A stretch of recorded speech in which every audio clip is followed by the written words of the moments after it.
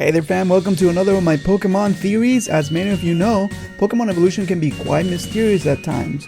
There are many methods on how Pokemon evolve, from leveling up to a specific time of the day, and others simply do not evolve at all.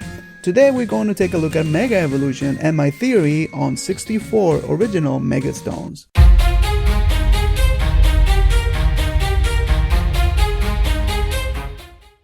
Mega Evolution is a concept introduced in the latest 6th generation. It has allowed Pokemon that were believed to no longer be able to evolve to get a temporary evolution via Megastone. Pokemon like Absol, who have no evolutions, and Charizard, who is maxed out at your standard 3 evolution stages. That does make me wonder though, would Game Freak ever make a Pokemon with 4 or more evolution stages? Mega Evolution doesn't count because the Pokemon revert to their original state once the battle is over. Anyways, going back to my theory. We know that in order for a Pokemon to Mega Evolve, we need a Megastone, a Keystone, and more importantly, a strong bond between the trainer and his Pokemon. There is currently a total of 47 Megastones that have been introduced. When I was introduced to this concept, one of my questions was, are all Pokemon going to be able to Mega Evolve? Now, I really don't think so. However, I know that more and more are going to be introduced as new games come into play.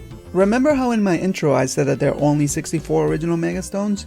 The reason I say this is because most games have lore behind them, and that's what I really enjoy the most. When Game Freak sat down and said Mega Evolution is a thing now, they must have agreed to a set number to begin with. I believe this number is 64. When deciding who gets a Mega Evolution, I'm sure they took into account the popularity of each Pokemon and who they felt deserved a spotlight. But the question becomes, how do you explain this in regards to in-game lore? They need to be able to provide a reason why this happens. They can't just say, well, here's Mega Evolution now and that's it.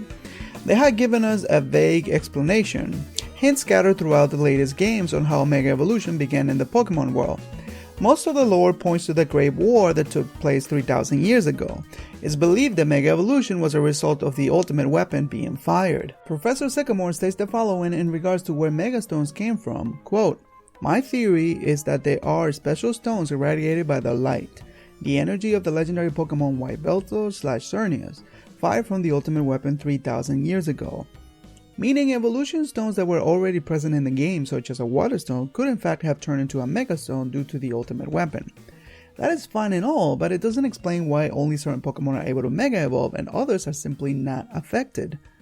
Because of its relation to the war that took place 3,000 years ago, my theory is that the only Pokemon that are able to Mega Evolve are the ones who were sacrificed to create the ultimate weapon. Whoa, I know that sounds crazy and all, but just hear me out. My crazy theory revolves around the stones that you can find in Route 10 in Kalos. As you play the game, you learn that these weird stones are in fact the tombs of all the Pokemon that were sacrificed 3,000 years ago. If you count them all, there are 64 of them, and that's where I get my number. Now, this is not the first time we have come across a Pokemon graveyard. However, there seems to be something very special about this place. According to a backpacker that you find in this route, these stones have a special power. Quote, "A few years back, this strange dude named Chorus told me that these big stones emit some kind of special energy."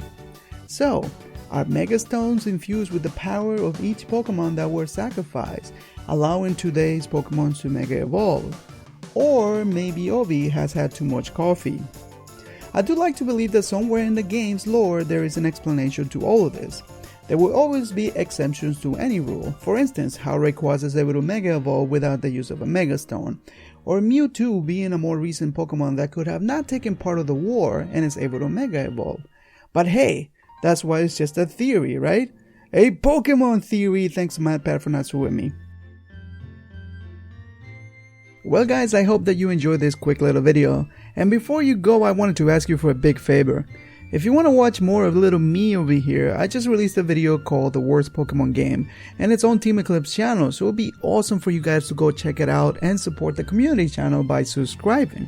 Now, I must warn you, I acted stupid in that video, so I hope I can make you laugh. Well, that's all I wanted to say, and until next time, Pokemon fans.